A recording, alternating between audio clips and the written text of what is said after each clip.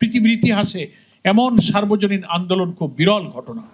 এটা একটি ব্যতিক্রম এবং বিরল যে রাজনীতির ময়দানে থেকে লড়াই সংগ্রাম যাদের জীবনের নেশা এবং পেশায় পরিণত হয়, তারা কলম ধরতে পারেন, বই লিখতে পারেন, ইতিহাসকে, সত্যকে, বিশেষ করে জুলাই অভ্যুত্থানের আন্দোলনের রক্তঝরা স্মৃতি, কঠিন দিনগুলোর অজানা ইতিহাসকে সামনে তুলে আনার মতো সময় করেছেন। সেই চিন্তা, চেয়ে মেধাকে আমাদের সামনে কাগজ কলম দিয়ে উপস্থাপন করেছেন, তারই আমরা আজকে মোড়ক উন্মোচন করতে যাচ্ছি। এবং যিনি ঢাকা মহানগরী উত্তরের আধুনিক ঢাকা মহানগরী গড়ার স্বপ্নদ্রষ্টা, আগামী দিনের সম্ভাব্য মেয়র হিসেবে আমরা যার জন্য দোয়া করছি, আমাদের সেই জননেতা মোহাম্মদ সেলিম উদ্দিন।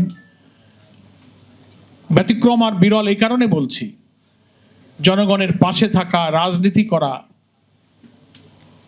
সরকার হোক আর বিরোধী দল হোক, এ এমন এক কর্মযজ্ঞ। এখানে বসে পড়ার টেবিলে বসা, কলম ধরা, চিন্তা করা খুবই অস্বাভাবিক ব্যাপার। যারা এর সাথে সম্পৃক্ত তারা এটা অনুভব করেন।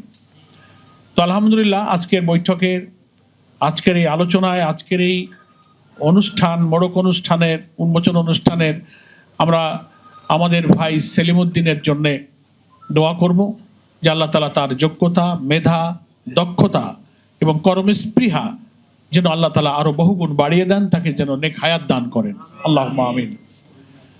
বইটা আপনারা হয়তো হাতে পাবেন। আমরা যতটুকু দেখার সুযোগ পেয়েছি সেখানেও খুব ব্যতিক্রম। জুলাই বিপ্লবের প্রত্যাশাটা তিনি তুলে ধরেছেন একটা অংশে, আবার পাশাপাশি মানবিক ঢাকারও পুনর্গঠনের পরিকল্পনা, স্বপ্ন তিনি সেখানে তুলে এনেছেন। জুলাই বিপ্লবের প্রত্যাশা তো দেশব্যাপী জনগণের কাছে সর্বজন বিদিত যে আমরা দেশটাকেই মানবিক বাংলাদেশ, বৈষম্যহীন বাংলাদেশ আমরা গড়ার জন্য আমাদের সন্তানেরা জীবন দিয়েছে, রক্ত দিয়েছে। কি কঠিন সংগ্রাম তারা করেছে, কি ঝুঁকিপূর্ণ সংগ্রাম তারা করেছে। ফ্যাসিবাদী শক্তি কি নিষ্ঠুর, নির্মম, বর্বর নির্যাতনের হাতিয়ার নিয়ে হায়নার মতো ঝাঁপিয়ে পড়েছে। সারা দেশ এবং দুনিয়ার মানুষ বিস্মিত হয়েছে।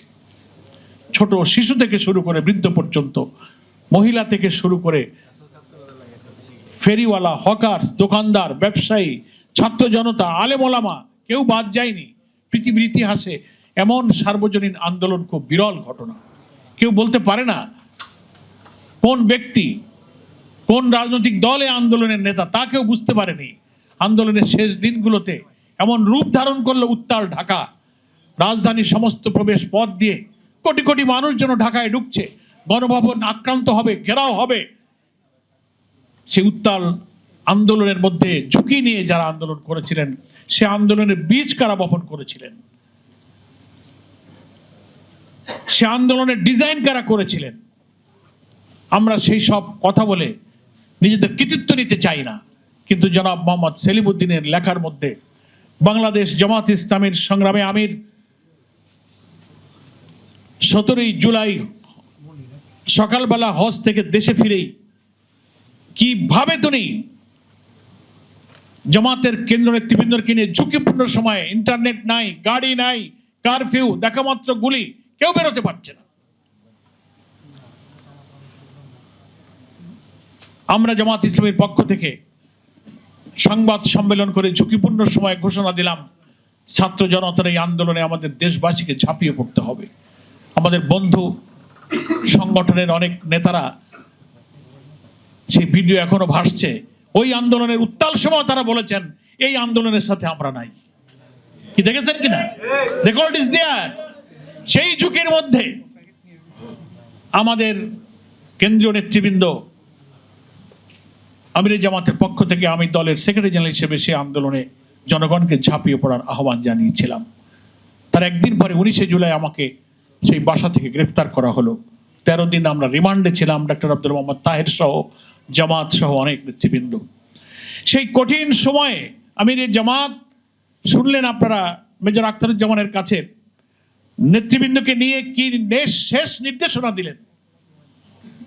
একটার পর একটা চেইন অফ কমান্ড তৈরি করে তিনি নির্দেশনা দিয়েছিলেন যে এই যুদ্ধে আমাদেরকে জিততে হবে ইনশাআল্লাহ। সেই লড়াইয়ের কখনো গেরিলা স্টাইল, কখনো প্রকাশ্যে যুদ্ধ,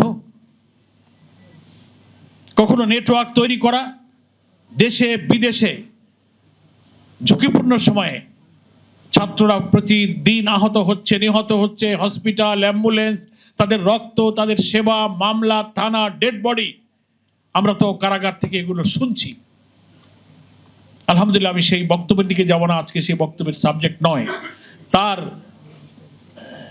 ইতিহাস ছোট হলেও সত্য ঘটনাগুলো আজকের এই লেখার মধ্যে একটা অধ্যায় তিনি চমৎকার করে তুলে ধরেছেন। আমরা কৃতজ্ঞতা জানাই আমাদের সেলিম ভাইকে। ঢাকাবাসী অন্তত এই ইতিহাসটা পড়ে এই আন্দোলনে জামাত ইসলামের কি ভূমিকা ছিল, দুঃখের সাথে শুনতে হয় আমাদের দেশের প্রধানমন্ত্রী বলেন যে 17 বছর নাকি খুঁজে পাওয়া যায়নি আমাদের। কোথা থেকে উনি গুপ্ত সুপ্ত শব্দ আবিষ্কার করলেন? কিভাবে ওনারা আমাদেরকে খুঁজে পাবেন? আমরা তো ময়দানে ছিলাম, টেলিভিশনে তো আর আপনি দেখবেন না। আমরা রাজপথে ছিলাম, কারাগারে ছিলাম, রিমান্ডে ছিলাম, লড়াইয়ের ময়দানে জীবনকে বাজি রেখে রাস্তায় রাস্তায়, গলিতে গলিতে, অ্যাম্বুলেন্সে জনগণকে মোটিভেট করে লড়াইয়ের ময়দানে ছাত্র জনতাকে আমরা নামিয়ে দিয়েছি। আপনি আমাদেরকে কি করে দেখবেন? আর আপনাদেরকেও আমরা দেখেছি, মিটিং হচ্ছে, স্লোগান হচ্ছে, আমরা সবাই অমুক সেনা, ভয় করি না, বুলেট বোমা, চট করে একটা ককটেল আসলো, পিছনে দৌড়। কি দেখেন নাই ভিডিওতে? ওগুলো আপনারা দেখেন না, খালি আমাদের খালি খুঁজে পাওয়া যায় না। তো সেই আন্দোলনের ব্লুপ্রিন্ট কোথায় হয়েছিল, জামাত ইসলামের নেতারা কি করেছিলেন, রেকর্ড ইজ দেয়ার। দয়া করে সুযোগ পেলে এই বইটা আপনারা পড়বেন। আরেকটি অধ্যায়ে তিনি ঢাকাকে মানবিকভাবে পুনর্গঠনের স্বপ্ন দেখিয়েছেন। তাই আমরা বলেছি উনি ঢাকা উত্তরের আধুনিক মানবিক ঢাকা গড়ার স্বপ্নদ্রষ্টা। পরিষ্কার পরিচ্ছন্নতার অভিযানের সূচনা 25 থেকে 31 করে ইনি এই বইয়ের সাথে সাথে তার মডেলটাও তিনি স্থাপন করছেন। এই জন্য আমরাও মহানগরী আমিরের প্রতি আন্তরিক কৃতজ্ঞতা জানাই। ইনশাআল্লাহ নিরপেক্ষ নির্বাচন যদি হয়, অবাধ হয়, ইঞ্জিনিয়ারিং যদি না হয়, ম্যানিপুলেশন যদি না হয়, জনগণ যদি তার রায় দিতে পারে, তো আগামী দিনে ঢাকা উত্তরের মেয়র হবে জননেতা মোহাম্মদ সেলিম উদ্দিন ইনশাআল্লাহ। সেই ঢাকা কিভাবে তিনি গড়বেন, পরিষ্কার পরিচ্ছন্নতা, ড্রেনেজ সিস্টেম, খাল, নদী খনন, ট্রাফিক সিস্টেম, মানুষের স্বাস্থ্য সেবা, শিক্ষা, নানান পরিকল্পনার একটা ছোট্ট ছবি তিনি বইয়ের মধ্যে এঁকেছেন বলে একই সাথে সুন্দর নাম, জুলাই বিপ্লবের যেমন প্রত্যাশা, তেমনি মানবিক ঢাকারও পুনর্গঠন। দেশ যদি মানবিক হয়, দেশ যদি বৈষম্যহীন হয়, তাহলে ঢাকাকেও মানবিক এবং বৈষম্যহীন করতে হবে। রাজধানী ঢাকা দেশেরও রাজধানী, রাজনীতিরও রাজধানী। এই জায়গা যদি সুন্দর হয়, এখানকার মানুষের জীবনে সুখে দুঃখে, ব্যথা বেদনায় মানুষের পাশে যদি আমরা দাঁড়িয়ে ঢাকাকে মানবিক করতে পারি, স্বাস্থ্যসম্মত সবুজ নগরীতে পরিণত করতে পারি, তাহলে আমাদের বাংলাদেশটাও এই ঢাকা থেকে আর যত নগরী আছে এখান থেকে মডেল এবং শিক্ষা গ্রহণ করে গোটা দেশকে মানবিক এবং আদর্শ বাংলাদেশ গড়ার জন্য তারাও এখান থেকে শিক্ষা গ্রহণ করবে ইনশাআল্লাহ।